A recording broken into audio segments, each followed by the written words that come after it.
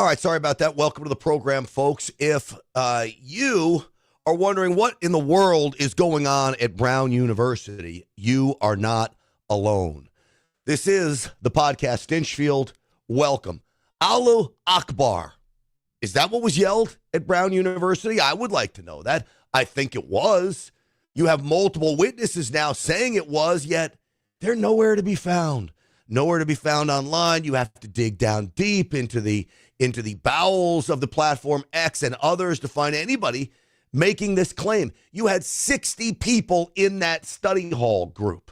It was in a physics and engineering building over the weekend. If you're a mass shooter, you think you're going to pick a weekend? I believe this was a targeted attack. I believe that Ella Cook was one of the targets. She was a vice president of the College Republicans.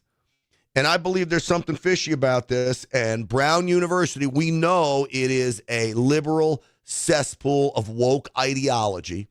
And they are hiding the fact, in my opinion, that Allahu Akbar was yelled when this shooter suspect went into the building. We're not getting many answers. Literally, secrecy is the way of the game here now. Or they don't know anything. And if they don't know anything, they're inept. And I'm really getting the feeling that Brown investigators are inept here. We're going to go through why I believe this was a targeted attack, why I believe they're hiding the fact that he yelled Allah Akbar, which is God is great, I guess, and in terms of not just God is great, but God is better than you, which is why we're going to kill you because you don't believe in the way he thinks. That's virtually what Allah Akbar means. So, again, multiple reports that that's what's yelled, and yet the administration, the investigators refuse to go there. Stinchfield 1776 is the place where you can find me on just about all the social media platforms, GrantStinchfield.com for the links to the Rav Show and everything else. But before we get to all that, I want to tell you about my friends over at Patriot Mobile. Patriot Mobile is the official cell phone service provider of Stinchfield's Army. They provide the cell phone service for my phone. I love them. Why? Because they're America's only Christian conservative wireless provider. They believe in the things that we believe. They've made a commitment to go into schools and push "In God We Trust" signs and 10 Commandment signs and make sure school boards are taken over by conservatives. This company is committed to the success and prosperity of America. This is why I support this company. Not to mention the service is great. You choose what network you want to be on. 100% U.S.-based customer service, which cannot be beat. They'll make you a deal to switch carriers. Right now, during Christmas, they're giving away a free phone. Just go to patriotmobile.com/Grant. Use that promo code GRANT to take advantage of that fabulous offer. Make the switch today. Now, coming into the new year is a great time to make that switch. Don't keep putting it off. The longer you do, the longer you keep funding the agenda of the woke left through those big three cell phone companies. Patriot Mobile is my choice. patriotmobile.com/Grant. 972-PATRIOT. You tell them Grant Stinchfield sent you. All right, let's get the show started. Uncensored and unapologetic. This is Stinchfield. Here's your host, Grant Stinchfield. All right, welcome back, everybody. Suffering from a little cold today, and so bear with me if I start coughing and sniffling and sneezing, but it's gotten better. It's gotten better very quickly, thanks to my friends at the Wellness Company. Oh, yeah, by the way, twc.health/Grant. Some great products to mitigate that. I'll talk about that in a minute, though. But I want to talk about Brown University right now. Brown University happens to be the cesspool of liberalism, just one example of it. So now we've got the second video of the suspected Brown University shooter. So they go and find surveillance camera from all over the place, but they don't have surveillance cameras in the building where it unfolded. They don't have this attack on camera. $71,000 a year, millions, if not billions of dollars in an endowment fund. They build a new building, cameras everywhere except the old building, no cameras. Give me a break. Then you get to the situation of why are they being so secretive? It sure appears to me to be that the suspect yelled Allahu Akbar. Now, that is the cry of the jihadi terrorist. They don't want you to know that because they're so on board with Palestine.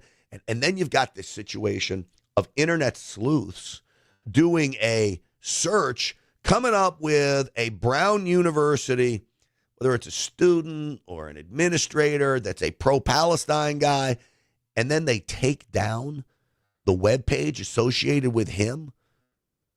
Brown says, oh, nothing to see here. They don't know about it. Give me a break. I just don't believe it. Now, I'm not going to name that person because I'm not in the business of naming suspects before police do. I'm just not in that business. One, it's bad journalism. Two, it opens you up for all kinds of legal ramifications, especially like what we saw after the Atlanta bombing during the Atlanta Olympics. Remember, they named the guy that was the wrong guy. He sued everybody. So I'm not naming people until we know that they've been arrested and charged. But literally, they scrubbed the website of this guy, which is pretty darn crazy in and of itself.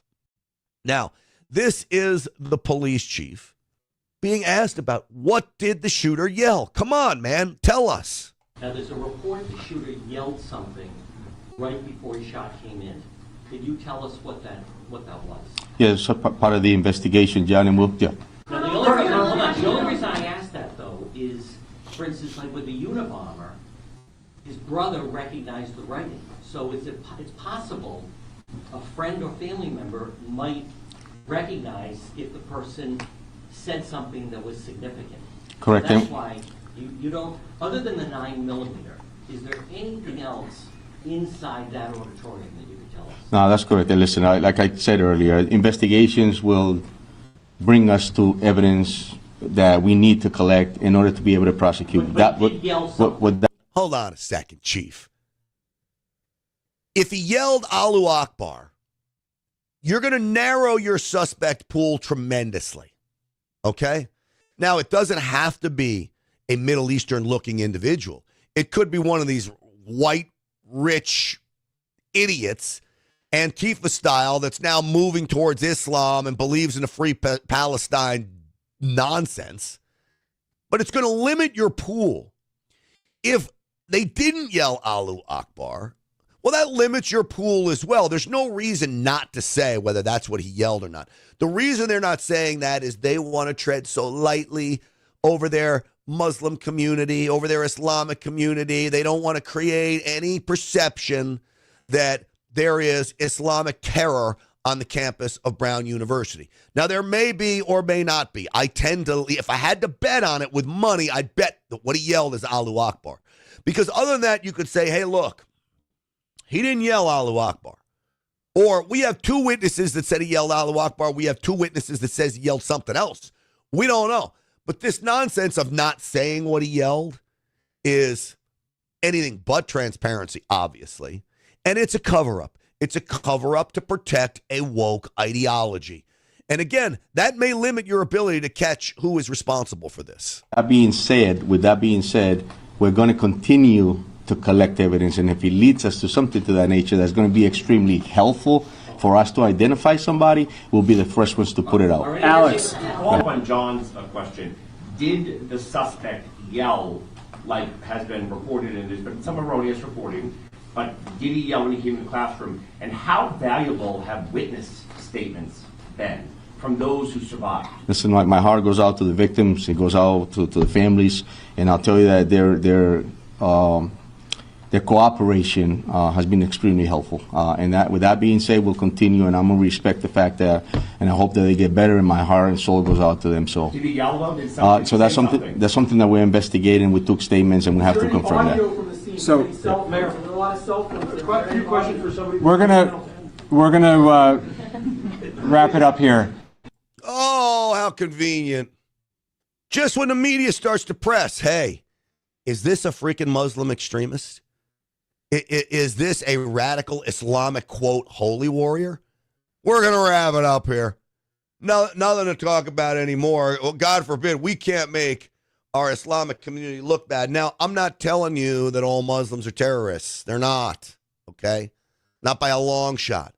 But what I am telling you is jihad is part of that religion. You'll hear imam over imam over imam tell you that it's part of that religion.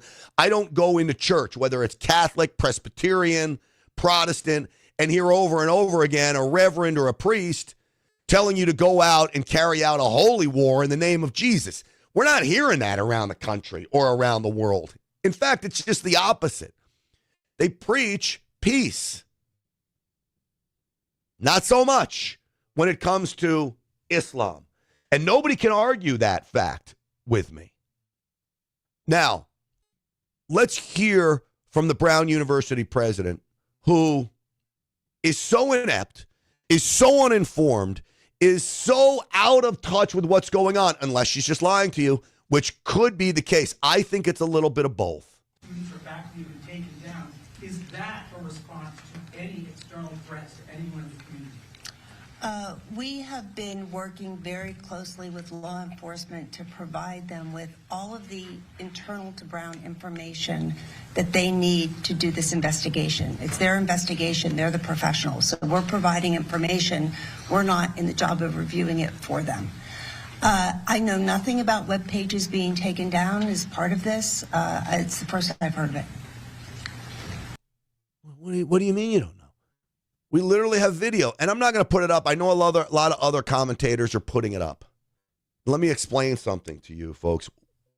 When you watch this program, okay, you ready for what I'm going to say to you? You're watching a highly trained journalist. That's me. Now, I don't consider myself a journalist anymore. I consider myself basically a flamethrower, a truth teller, and a truth bomb dropper, with no regard for the other side's case, because I really don't care about the Democrats. But for 20 years, I was a journalist. I've got 4 Emmy Awards to my name. I use them as paperweights because they're basically useless, but they're sitting over there. And I've got to have things corroborated. I've got to have multiple sources confirm what I'm telling you. And I'm not going to throw some dude's picture up and say, that's the guy. That's reckless.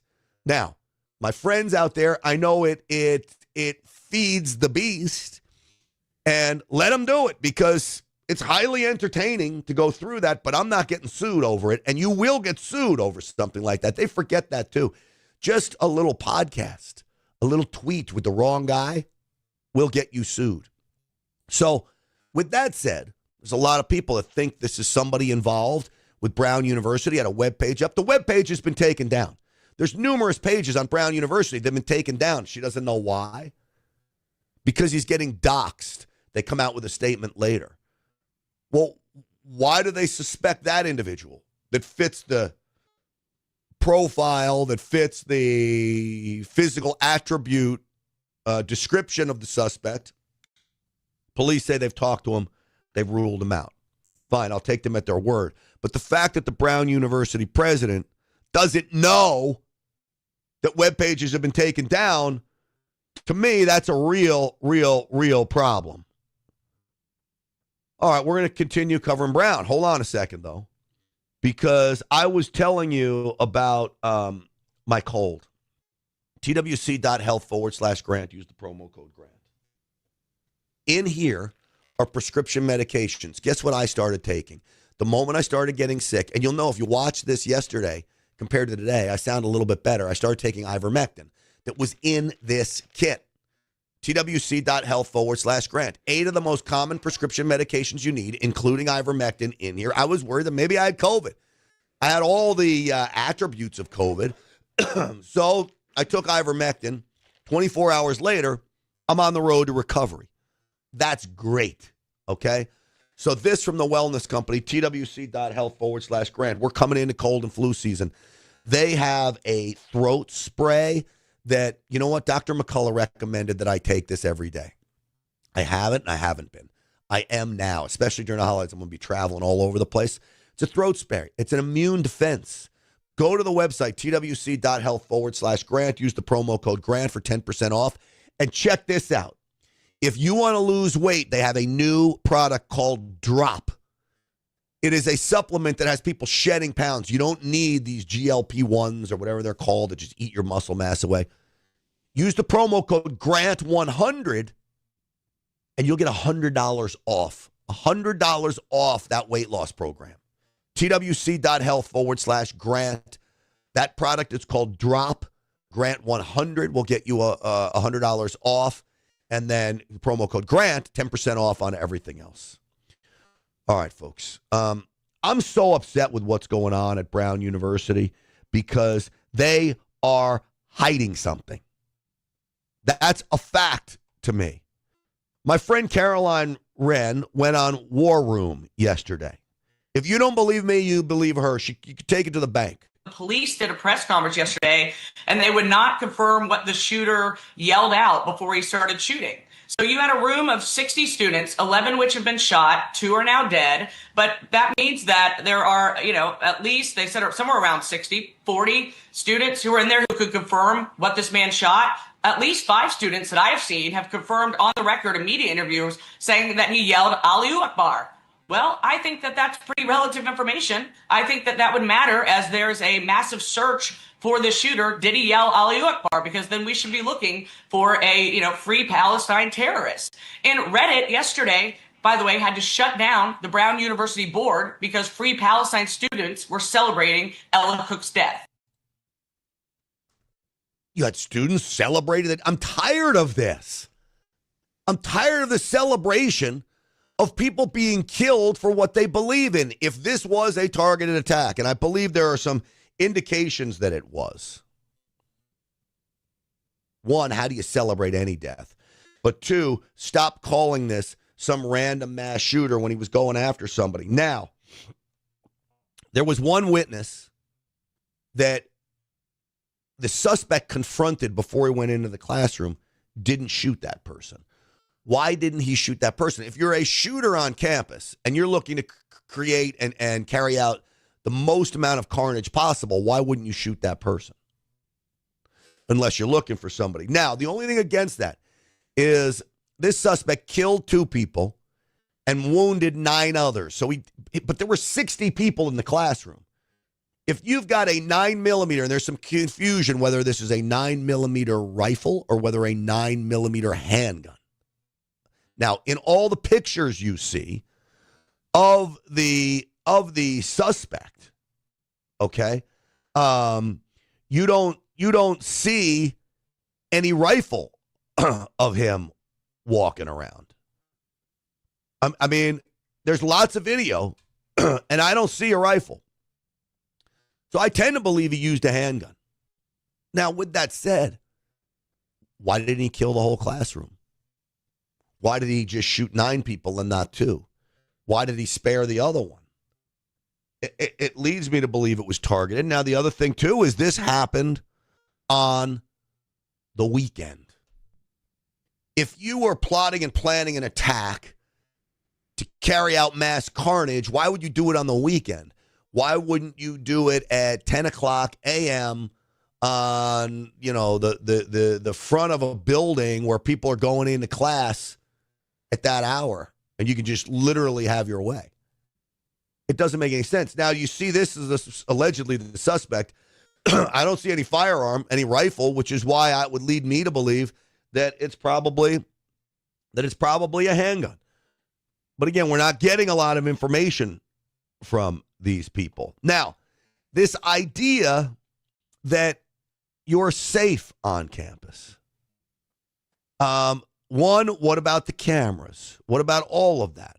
Listen. Intelligence led you to believe that there was no further threat to the community today. You mentioned yesterday that there was no additional evidence. Can you just expand upon that? It's the same as yesterday, which is ever since 4:05 on Saturday, which was when the first call came into Brown. There's been no new, credible, specific threat anywhere in the Providence community. With respect, Mayor, there was no threats made prior to the shooting. So how can people feel safe with that information? The way in which we are trying to reassure our residents is through a noted, visible police presence throughout the community. It is going to be hard for my city to feel safe going forward. This has shaken us. All right, now, I'm going to play some more of him, but first off, this is very difficult for me to tell you, but it's probably the most important piece of advice I can give you, and that is you are never safe. I don't care where you are never actually safe. Now, I understand this gives many people anxiety. In fact, I've raised my son with this mentality. You've got to be aware of your surroundings. And I think I created all kinds of anxiety in him. But he will be safer for it, and his life will be saved for it. Now, the reason I tell you you're never safe is because evil people exist, and they will find ways to subvert law enforcement, to subvert safety measures. They will find ways to do to get what they want done. They're going to kill you. They'll kill you with a car, a knife, or a bomb, or a gun. It doesn't matter. You're never safe. Now, in this situation of the Brown University campus, you've got a suspect on the loose. He's considered, quote, armed and dangerous. But here's the thing. Every time I walk down the street, every single person I walk that walks by me, I consider that person armed and dangerous. Which is why I make sure I got my eye on somebody walking down the street, because they're armed and dangerous in my mind. But this guy we know is armed and dangerous. We know he's got a gun, and we know that he carried out a mass carnage inside the halls of Brown University. How are you telling the community they're safe? We have an upped police presence. You're telling me you got a police presence in everybody's house, on every street corner? Because response times, if you tell me you got there in 2 minutes, 2 minutes is an eternity. Run this little scenario with me. Wherever you're sitting, if you're at work right now watching, or maybe you're at home, wherever you are, run the scenario. Right now, a guy with a gun bursts into the room where you are. Now start counting to 120 slowly. 1, 2, 3, 4. How many people has he killed already? 5, 6, 7, 8, 9, 10. Bang, bang, bang, bang, bang, bang, bang, bang. How many people are dead? You say 2 minutes is your response time? You could wipe an entire classroom out if you're good at what you're doing, sadly. And I don't mean to say that in a way that I support what they're doing, but just if you know what you're doing, you can wipe out an entire class. 2 minutes is an eternity. How do you survive 2 minutes if you're unarmed against an armed gunman? Don't tell me everybody is safe. In fact, don't ever tell me the community is safe. Here's what every mayor of every city needs to tell their community. We do our best to keep you as safe as can be. But in the end, you are your own personal protection detail. And so make sure you take the steps necessary to ensure your safety. We'll do everything we can to try to keep you safe, but that extra level of protection is on you, because in the end, you're never totally safe. That's a legitimate answer, by the way. Look, if you walk into, where's the safest place in the room? When I was, I was just at Mar-a-Lago over Thanksgiving. I was just in the White House last week. That's probably the safest place ever. What if the Secret Service agent goes rogue? Now, I'm disarmed inside the White House. I don't have a way to fight back. Is that out of the realm of possibility? I doubt it would ever happen, but it's not out of the realm of possibility. My point to that is the safest building in America is probably the White House. But you could have somebody go deranged. They make movies over this stuff, and it is the movies, but it can happen. So again, my point to this is you are never fully safe. That will be true tomorrow. I suspect that'll be true the day after the general convicts someone. This is a process to restore a sense of safety. But we're going to take those step at a time. And the first step in what we're trying to provide today, and which we did well with the assistance of our neighbors, and we're grateful for it. Can I say something just to interrupt his nonsense? Fucking where's Waldo? Excuse my language. I despise these leftists because they're literally responsible for all of this. Oh, it's a gun-free zone. You got people killed because it's a gun-free zone. Now you're lying to us about everything, and then you're telling everybody they're safe. Freaking pissing on my leg and telling me it's raining. You're an asshole, man. Now I'm going to get kicked off social media for calling the guy names. He's got the stupid interpreter next to him. If I ever become a mayor of some place or governor or whatever, I'm not using interpreters. I'm sorry, deaf people. I feel bad that you're deaf, but you know what? There's subtitles on the TV these days. use the subtitles. All right, most of them can read lips as well. You don't need the interpreter. What are we in 1950? Come on. It's maddening, quite frankly, because this is about the left woke ideology. We're going to include everybody. You know who I want excluded is criminals. That's who I want excluded. I want criminals excluded from society.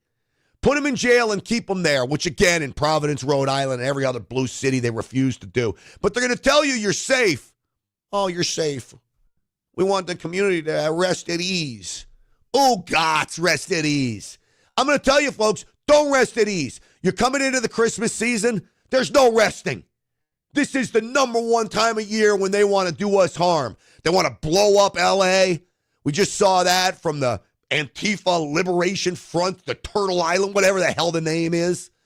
They'll blow you up in New York. They'll blow you up in Dallas. This is the worst time to feel safe. So, yeah, I carry a firearm. I got it on me right now. I'm in my house, for crying out loud.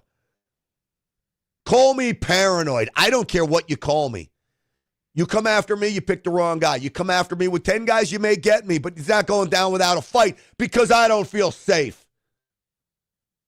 These people literally, now I'm getting coffee. These people literally want to tell you that unicorns are real and they all poop Skittles. They don't.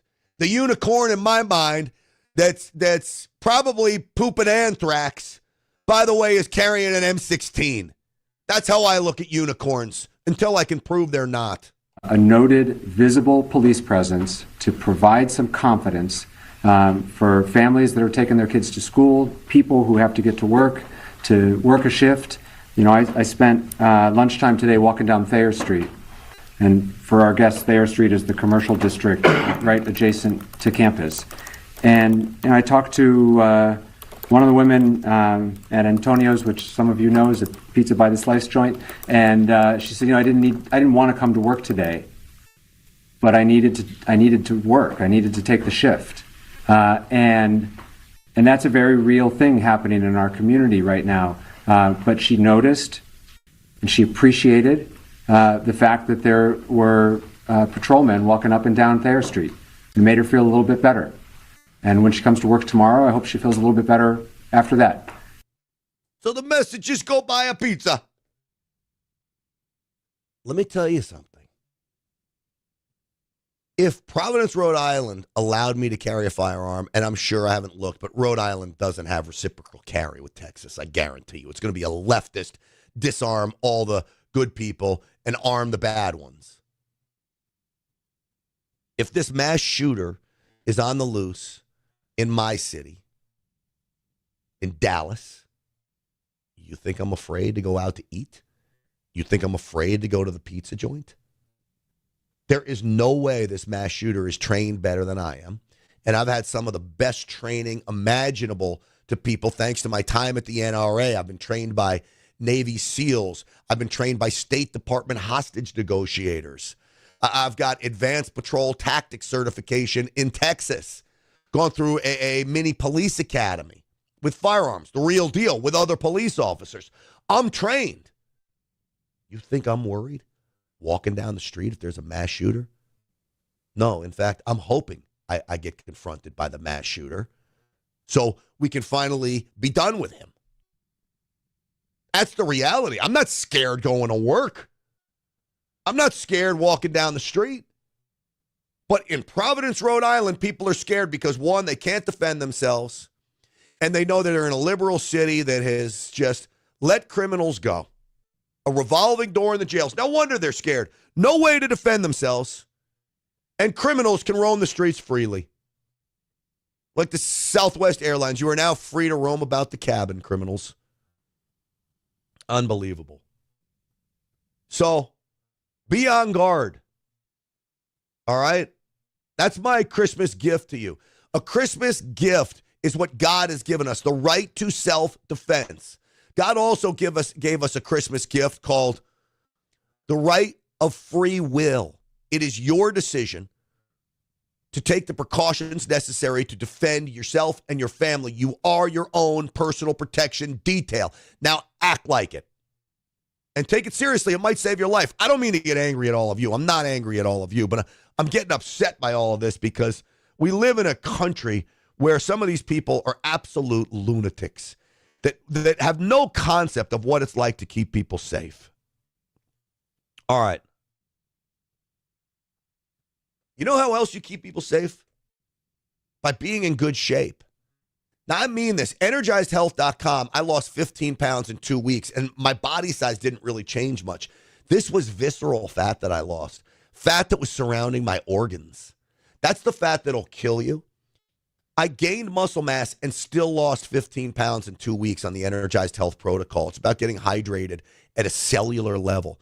I want you to go to EnergizedHealth.com, watch the masterclass on this. It's short. Watch the masterclass and then book a call and find out how Energized Health can help you. And I mean it. Book that call. It'll change your life. Now, here's why I think staying in shape is very important. What if you get in a car accident, you flip your car, you're so fat you can't pull yourself out of the car? You'll burn in that car. What if you've got your kids, you're at the zoo and a gorilla escapes? No joke, this happened in Dallas, by the way.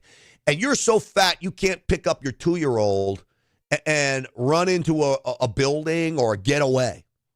You're so fat you can't escape. You'll get yourself and your kid killed. What if you're so fat there's a mass shooting and you can't run or jump a fence?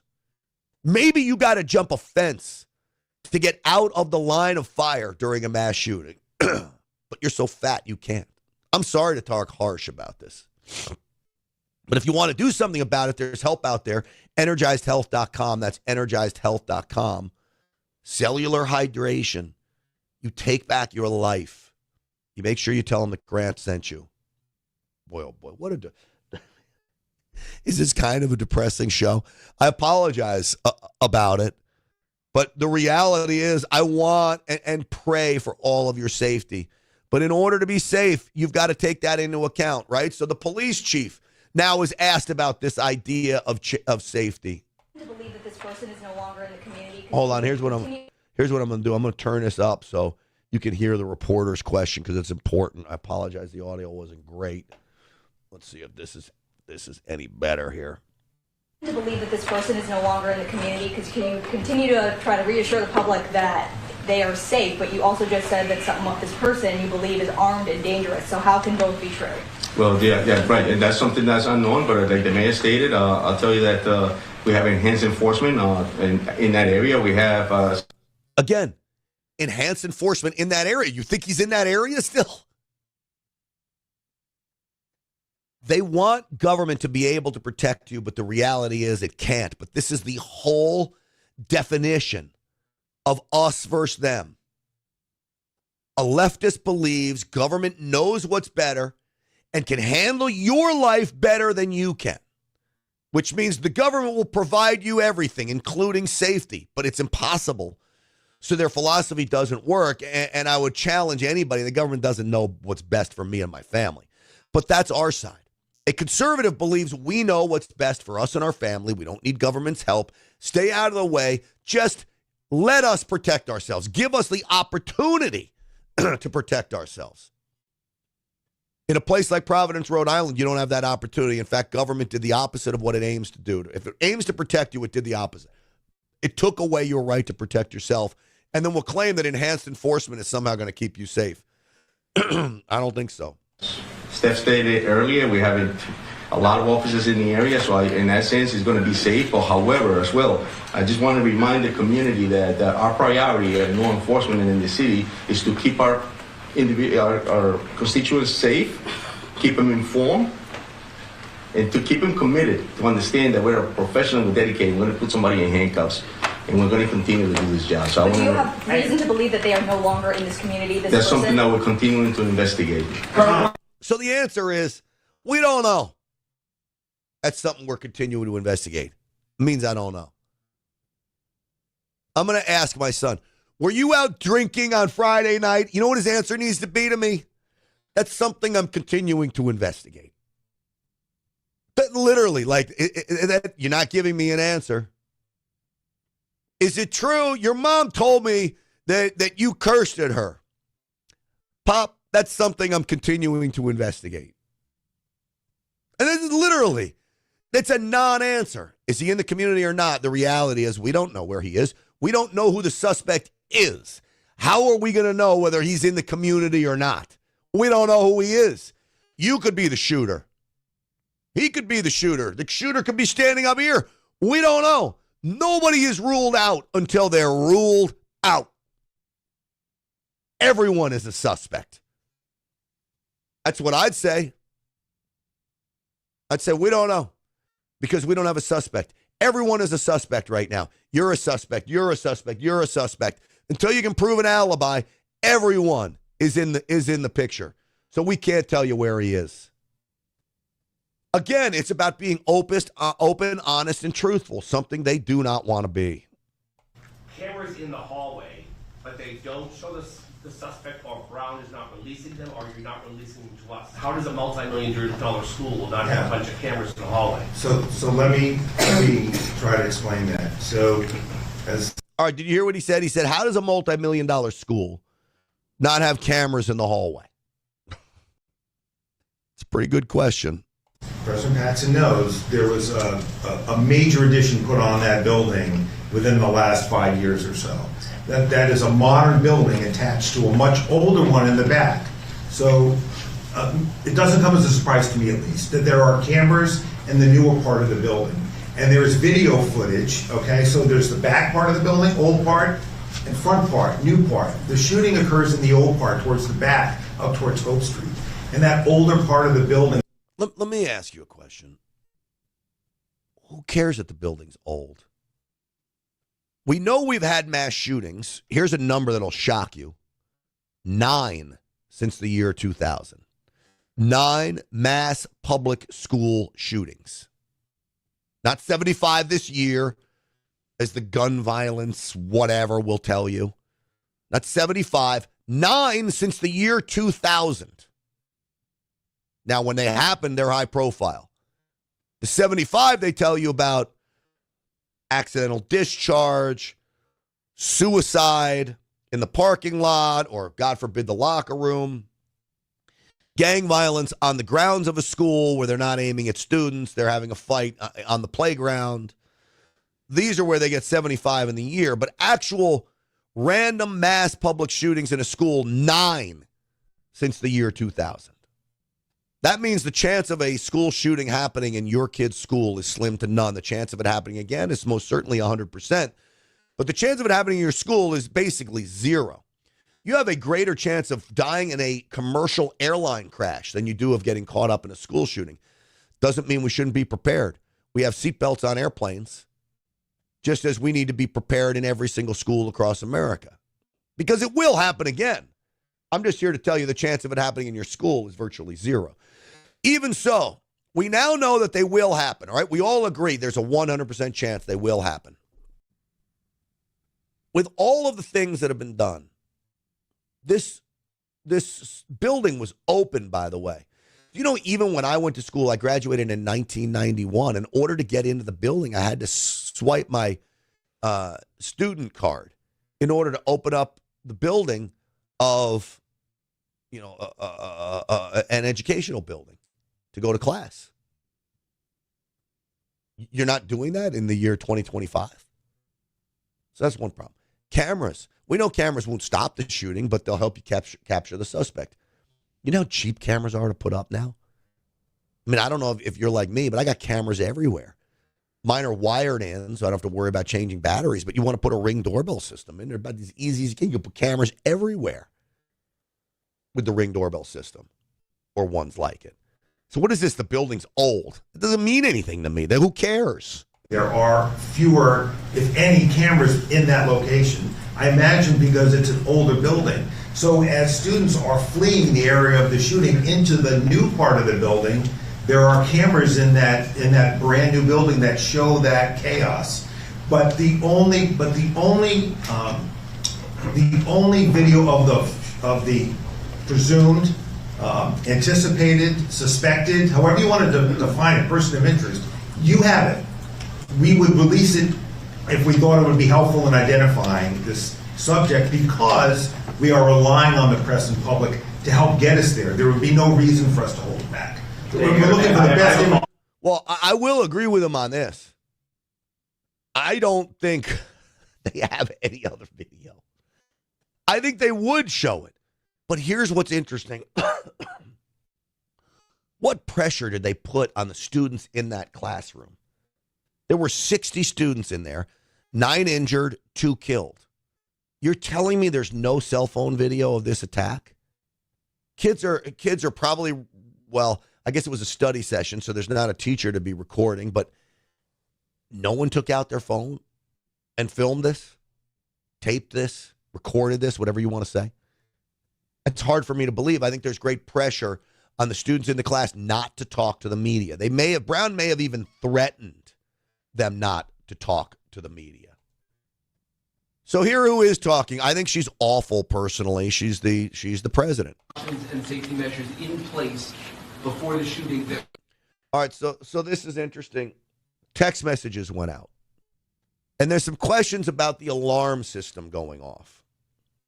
We know that school shooters will pull the alarm system, at least ones that want to create mass casualties. So people flee the classroom thinking it's a fire drill, and they pick off everybody in the hallway. The last thing you want is a siren going off. But listen to this. There's some confusion about whether that siren went off or not, and what the school says is a sign of an active shooter. Were appropriate and necessary. I do. And in fact, I'm glad you mentioned the sirens because I think there's been some misinformation about that. We have 2 security systems that we can activate in a time of an emergency. One is a system that sends out text messages, phone calls, emails, and it was activated within minutes of the incident. Those messages went out to 20,000 individuals, so all alerts. We also have a system of sirens. There are 3 sirens placed across campus. Those get activated when there is a broad-scale emergency and we want people to rush into buildings. In the case of an active shooter, activating that system could have caused people to rush into Barris and Hawley. So that's not a system that we would ever use in the case of an active shooter. So, just to follow up, it does say on the website when it was launched that it is for an active shooter. it depends on the circumstances and where the active shooter would be, but you don't want to ever get people rushing into buildings that might be the site of an active shooting.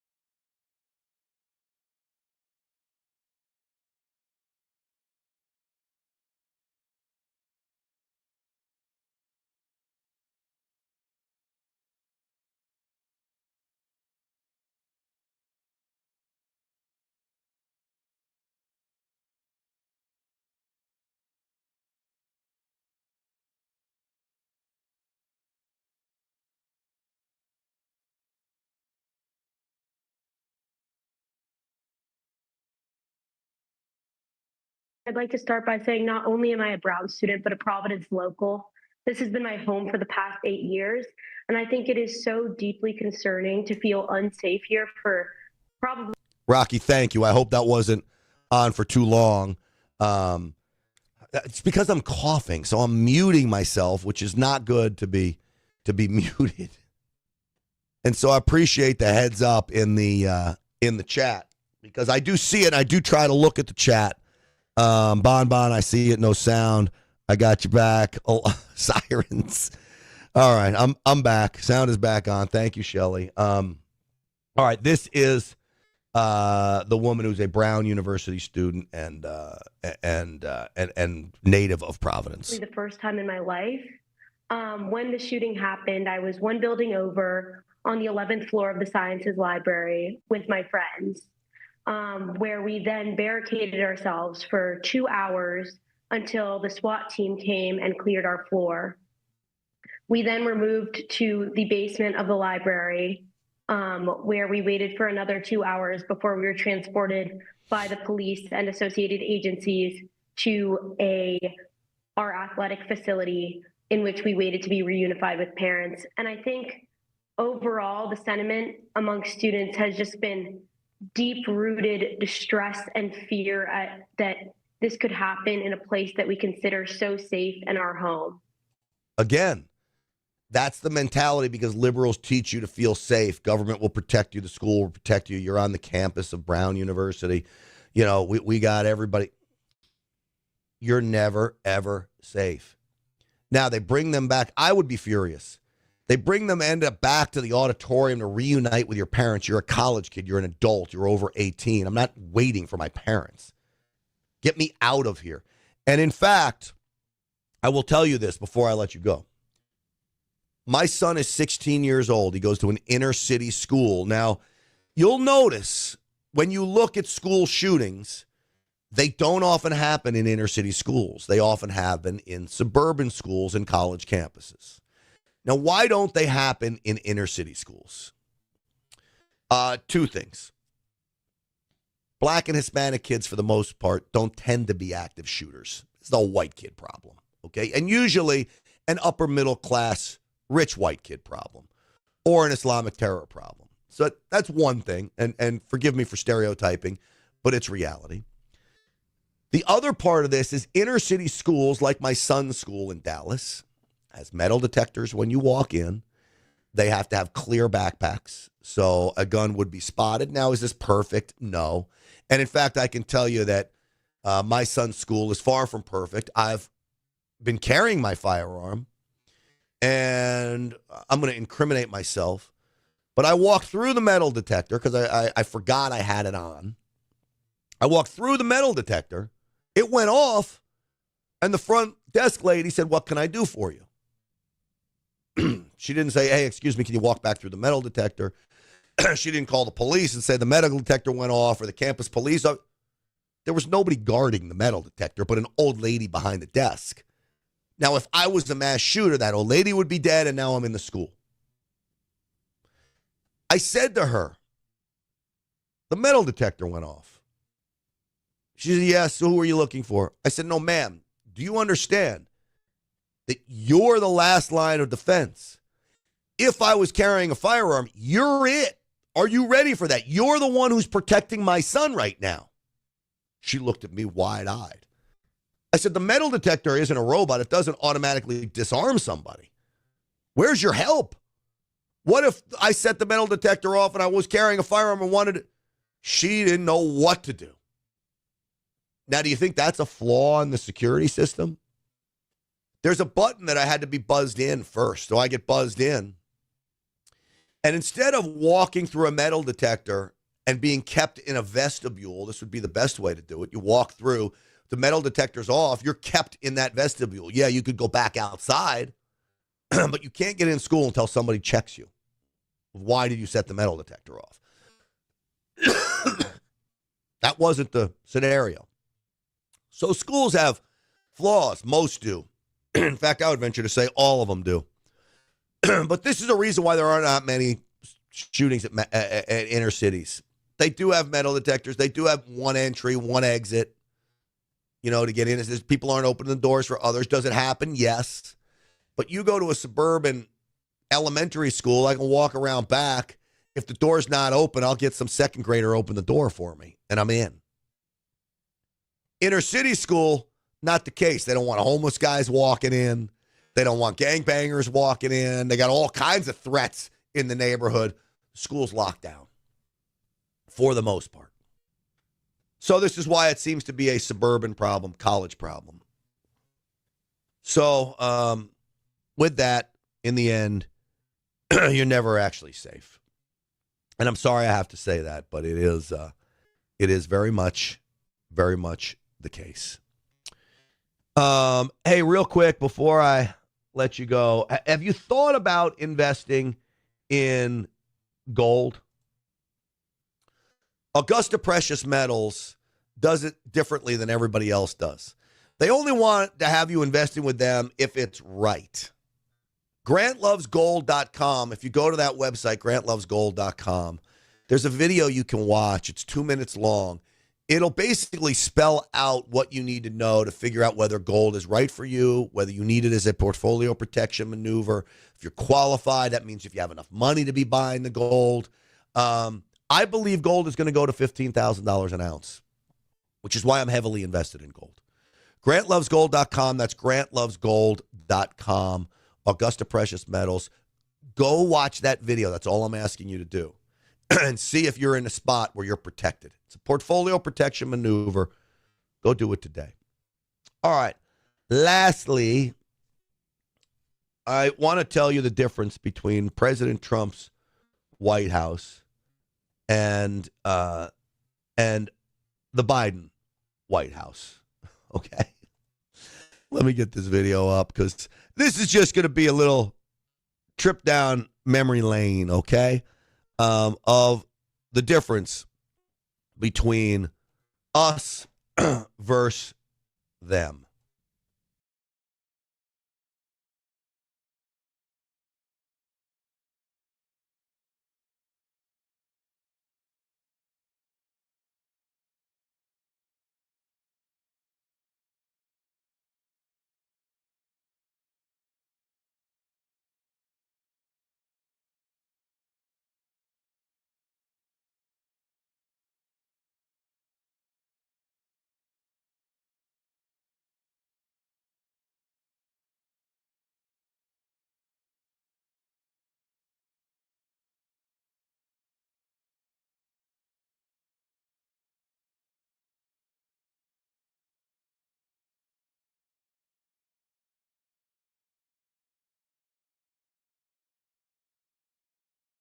And there you have Melania, which is maybe the greatest attribute of the White House.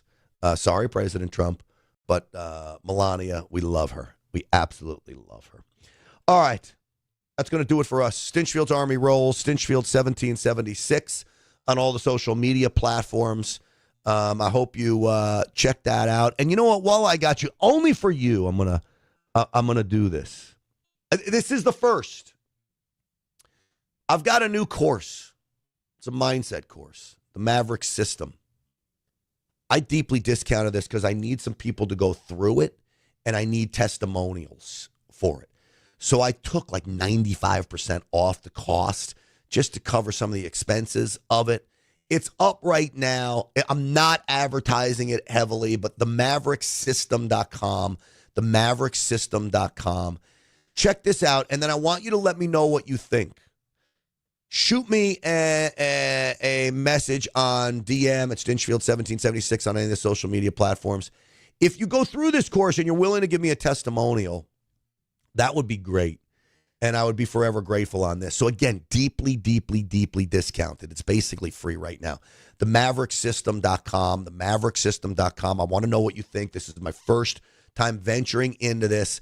And I think we're going to get into the point we're going to ultimately have a monthly, which will meet weekly on Zoom calls, community about mindset, about business, how we change our focus and how we prosper and how we move America in the right direction. But more importantly, how we get all of you, your friends, in a mindset that's going to change the country. Because I believe maybe what we're experiencing is the worst. So if you feel at all like you're being held back, if you feel at all like you're looking at somebody and they're passing you by, and you don't know why, or you want that promotion, or you're not getting the girlfriend or boyfriend that you want, or maybe you're having problems in your marriage, it could be a mindset problem.